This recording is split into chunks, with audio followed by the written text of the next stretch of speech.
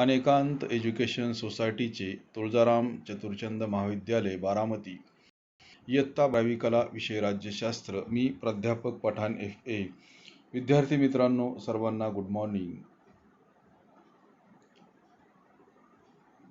आपण प्रकरण दुसरे 1991 नंतरच्या महत्त्वाच्या संकल्पना आणि समस्या, त्याच्यामध्ये जागतिकीकरण ही आपण संकल्पना पाहत आहोत.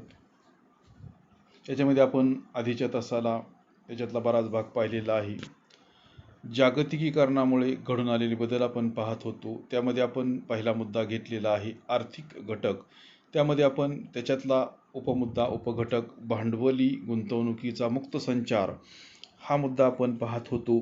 आणि आपण पाहिले की भारत आपल्या देशाचा जर आपण विचार केला तर आपल्या देशामध्ये गुंतवणूक करण्यासाठी किंवा विकास करण्यासाठी सरकारला काही मर्यादा येतात आणि म्हणून परदेशी गुंतवणूक होणे गरजेचे आहे. आणि अशी गुंतवणूक होत असताना ती गुंतवणूक पायाभूत सेवा सुविधांमध्ये झाली तरच त्याचा आपल्याला फायदा होणार आहे आणि त्याच्या माध्यमातून आपल्याला आपल्या देशाचा विकास हा साध्य करता येणार आहे.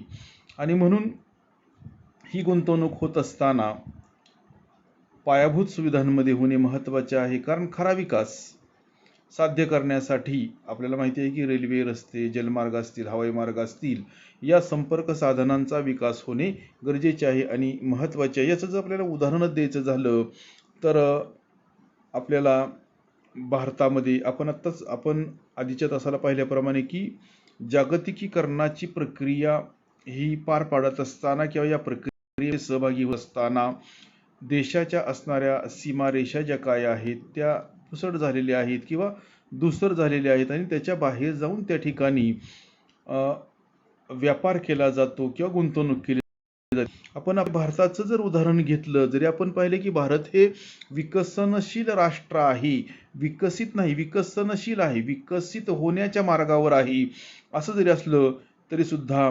भारताची परदेशामध्ये सुद्धा गुंतवणूक आहे.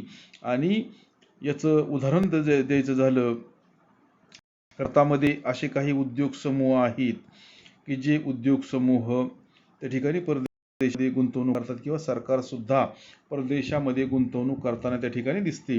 जसं की टाटा सारखा समूह असेल, रिलायन्स सारखा समूह असेल, असे काही समूह किंवा सरकारी समूहाचा जर आपण विचार केला तर ONGC सारखा प्रकल्प असेल, या सगळ्या गोष्टी किंवा कंपन्या त्या ठिकाणी परदेशामध्ये गुंतवणूक करताना दिसतात. आणि भारतातील परकीय गुंतवणुकीचं जर आपल्याला उदाहरणच द्यायची झाली तर भारतामध्ये सुद्धा परकीय गुंतवणूक फार मोठ्या प्रमाणामध्ये होताना दिसते. जसे की मायक्रोसॉफ्ट सारखी कंपनी असेल, नेस्ले सारखा उद्योग असेल, असे उद्योग त्या ठिकाणी भारतामध्ये गुंतवणूक करताना दिसतात. याच्यानंतर बघा, याच्यामध्ये दुसरा मुद्दा आपल्याला सांगता येईल व्यापार या संकल्पनेमध्ये झालेले बदल. व्यापार या संकल्पनेत झालेले बदल तर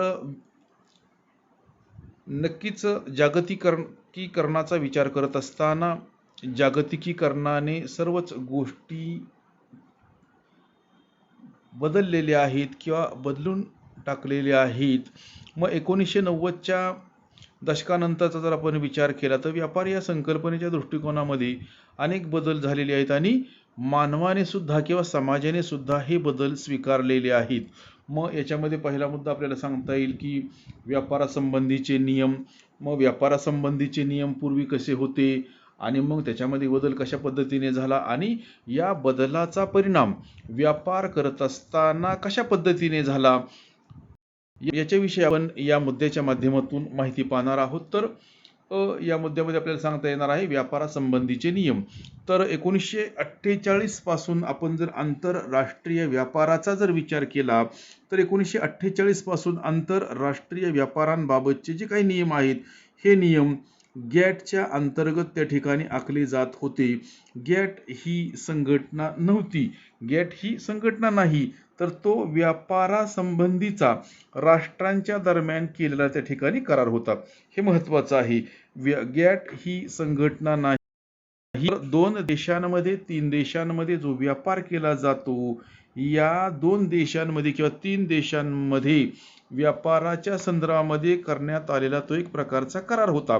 परंतु 1995 मध्ये या संकल्पनेमध्ये त्या ठिकाणी बदल करण्यात आला. बदल हा झालेला आहे आणि गॅटच्या एका नवीन संघटनेची निर्मिती जागतिक पातळीवर त्या ठिकाणी करण्यात आलेली आहे.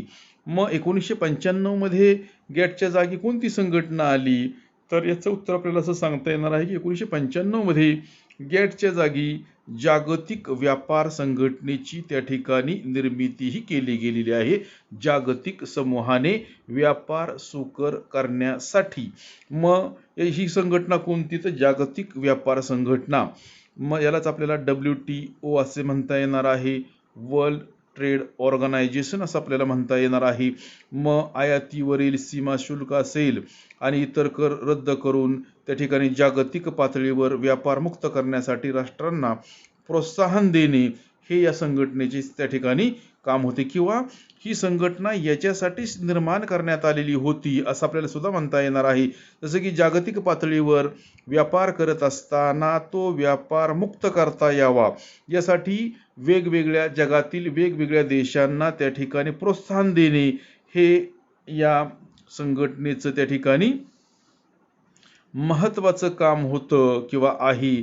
त्याच पद्धतीने देशांतर्गत किंवा देशांमध्ये जो व्यापार केला जातो आणि त्याच्या संदर्भामध्ये जे काही सीमा शुल्क असेल किंवा इतर जे काही कर त्या ठिकाणी त्याच्यावर जे लावले जातात हे कर सुद्धा रद्द करण्याचं काम या संघटनेच्या माध्यमातून त्या ठिकाणी करण्यात आलेलं आहे. आणि आंतरराष्ट्रीय व्यापारासंबंधी असलेले जे काही पूर्वीचे नियम होते हे नियम त्या ठिकाणी शिथिल करण्यात आलेले आहेत असं आपल्याला ठिकाणी म्हणता येणार आहे.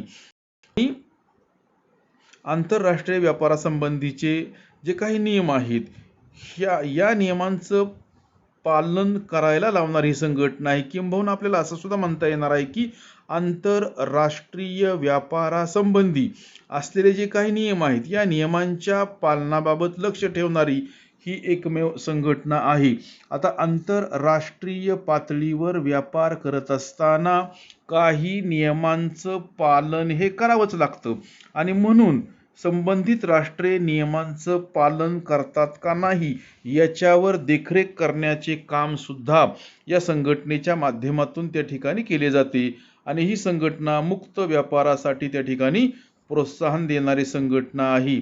आणि देशांचा जर आपण विचार केला तर देशांदरम्यानचे जे काही व्यापारासंबंधीचे जे काही विवाद असतील, कारण आंतरराष्ट्रीय व्यापार करत असताना देशांमध्ये मित्रत्वाचे संबंध असतील असं आपल्याला सांगता येत नाही.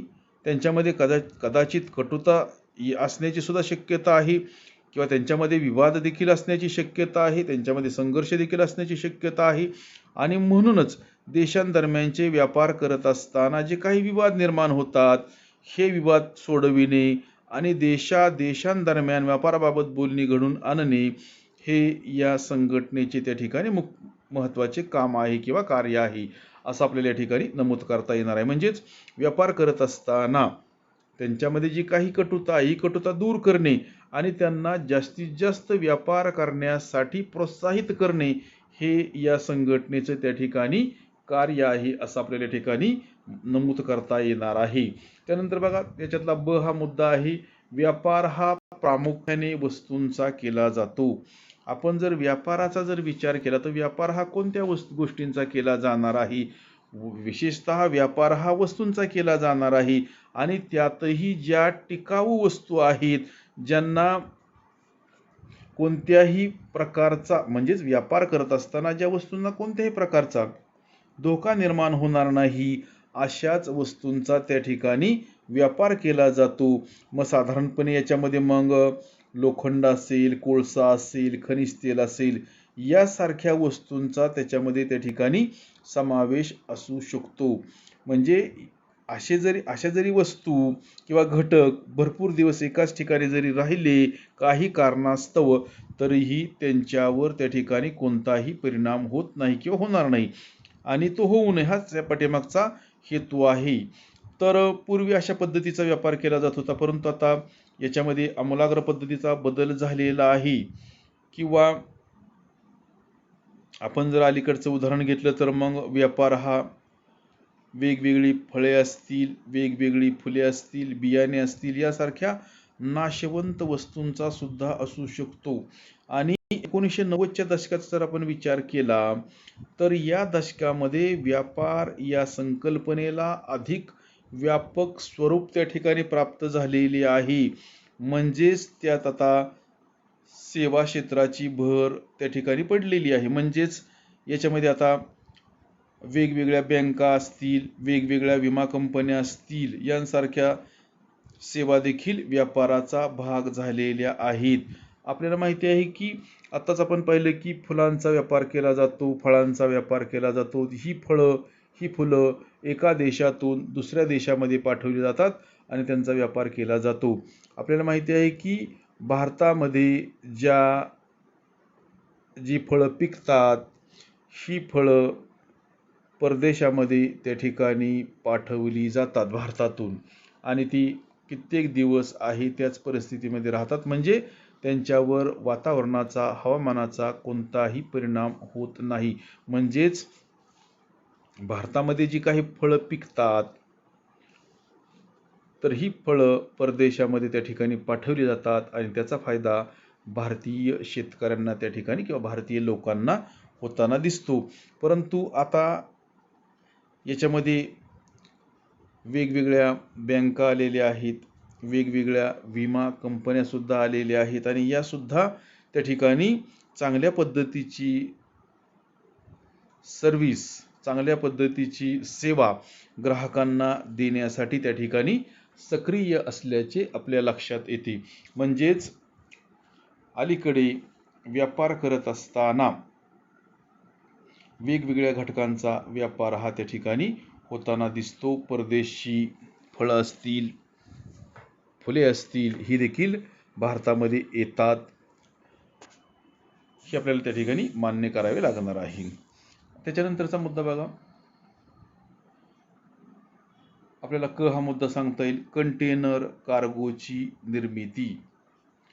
तर व्यापार करत असताना एक घटक एका ठिकाणाहून दुसऱ्या ठिकाणी नेत असताना मग त्याच्यासाठी वेगवेगळ्या साधनांचा, वेगवेगळ्या मार्गांचा त्या ठिकाणी व्यापार केला जातो. आताच आपण पाहिले की आपल्याला जर देशाची प्रगती साध्य करायची असेल, देश हा प्रगतीपथावर न्यायचा असेल तर पायाभूत सुविधांमध्ये त्या ठिकाणी सुधारणा होणे, त्या ठिकाणी विकास होणे महत्त्वाचे आहे. मग याच्यामध्ये आपण आत्ताच पाहिले की रस्ते असतील, जलमार्ग असतील, हवाई मार्ग असतील, रेल्वे असतील, अशा जी काही संपर्क साधनं आहेत यांच्यामध्ये विकास होणे त्या ठिकाणी महत्त्वाचे आहे. आणि म्हणून आपण जर व्यापाराचा जर विचार केला तर हवाई मार्ग असेल, रेल्वे असेल, जलमार्ग असेल किंवा रस्ते असतील, अशा घटकांच्या माध्यमातून त्या ठिकाणी, साधनांच्या माध्यमातून आपल्याला त्या ठिकाणी व्यापार हा करता येणार आहे. म्हणजेच एखादी वस्तू, एखादा घटक, एखादी गोष्ट एका ठिकाणाहून दुसऱ्या ठिकाणी त्या ठिकाणी आपल्याला पाठवता येणार आहे. मग आजचं असणारं युग खरोखर आहे विज्ञान आणि तंत्रज्ञानाचं युग आहे. पूर्वीच्या 50 वर्षांच्या काळाचा जर आपण विचार केला तर 50 वर्षांपूर्वी मानवाला व्यापार करण्यासाठी अनेक प्रकारच्या मर्यादा होत्या. मग रस्ते असतील, हवाई मार्ग असतील, जलमार्ग असतील, अशा गोष्टी त्या ठिकाणी पाहिजे तेवढ्या उपलब्ध झालेल्या नव्हत्या. परंतु मानवाने त्याच्या बुद्धिमत्तेच्या जोरावर प्रचंड प्रमाणामध्ये प्रगती केलेली आहे आणि मानवाने सर्वच त्या ठिकाणी विजय मिळवण्याचा प्रयत्न केलेला आहे. मग रस्ते असतील, जलमार्ग असतील, हवाई मार्ग असेल किंवा देशांतर्गत ठिकाणी रेल्वेचं असणारं जाळं जितक्या प्रमाणामध्ये त्यांना तयार करता येईल तितक्या प्रमाणामध्ये त्यांनी करण्याचा प्रयत्न केलेला आहे आणि व्यापार हा सहज आणि सोपा त्या ठिकाणी करण्याचा प्रयत्न केलेला आहे. म्हणजेच एखादी गोष्ट, एखादा घटक एका ठिकाणी सहज नेता आणता येणे आता शक्य झालेले आहे. कारण काळ, वेळ, परिस्थिती गतिमान आहे आणि याच्यामुळे या सर्व गोष्टी त्या ठिकाणी मानवाला शक्य होताना दिसतात. मग कंटेनर कार्गोची निर्मिती याचा जर विचार केला तर व्यापाराबाबतचा आत्ताच आपण पाहिले की आणखी एक महत्त्वाचा बदल हा कंटेनर कार्गोद्वारे झाला आहे. तर कंटेनर कार्गो काय आहे? तर आपल्याला माहिती आहे की एखादा घटक एका ठिकाणाहून दुसऱ्या ठिकाणी न्यायचा असेल, एखादी वस्तू असेल, तर ती वस्तू किती प्रमाणामध्ये आहे, त्याचं वजन किती प्रमाणामध्ये आहे, त्याचा आकार किती प्रमाणामध्ये आहे, पद्धतीने आपण ती वस्तू एका ठिकाणाहून दुसऱ्या ठिकाणी नेण्यासाठी त्या पद्धतीच्या माध्यमाचा म्हणजेच वाहनांचा वापर करतो. परंतु आज मानवाने प्रचंड प्रमाणामध्ये जी प्रगती केलेली आहे त्याच्यामुळं आपल्याला असं जर म्हटलं ते चुकीचं होणार नाही की कुठलीच गोष्ट त्या ठिकाणी अशक्य नाही, आपण सहज त्या ठिकाणी करताना दिसतो. मग कंटेनर कार्गोचा जर आपण विचार केला तर कंटेनर कार्गोची काही जहाजे आहेत ही फार मोठी असतात आणि कंटेनर कार्गोची जहाजे प्रचंड प्रमाणामध्ये माल हा एका देशातून त्या ठिकाणी दुसऱ्या देशामध्ये नेऊ शकतात समुद्रमार्गी. मग ही कंटेनर कार्गोची जी काही जहाजे आहेत याच्यामध्ये प्रचंड प्रमाणामध्ये माल किंवा वस्तू घटक त्या ठिकाणी ठेवले जातात आणि ते दुसऱ्या देशामध्ये त्या ठिकाणी पाठवले जातात आणि त्याच्या माध्यमातून आपल्याला व्यापार होताना दिसतो. मग अशा जहाजांचा जर आपण विचार केला, आपण एखादीच गाडी घेतली, एखादी 2 व्हीलर असेल, 4 व्हीलर असेल किंवा मोठी गाडी घेतली तर ती गाडी पार्क होण्यासाठी जागा मिळणे महत्त्वाचे आहे आणि त्याच्यानंतरच त्या ठिकाणी त्या गाडीची व्यवस्था त्या ठिकाणी आपल्याला करता येणार आहे. तर कंटेनर कार्गोचा जर आपण विचार केला तर आताच आपण पाहिले की कंटेनर कार्गोची जहाजे ही प्रचंड प्रमाणात मोठी असतात आणि ही जहाजं किंवा ही वाहनं एका ठिकाणाहून किंवा हा घटक एका ठिकाणाहून दुसऱ्या ठिकाणी अवजड वस्तू सहज नेण्याचं काम करतात. परंतु ही गोष्ट करत असताना या कार्गोच्या जहाजांना लावण्यासाठी जागा सुद्धा असणं महत्त्वाचं आहे आणि तशा पद्धतीची व्यवस्था होणं गरजेचं आहे.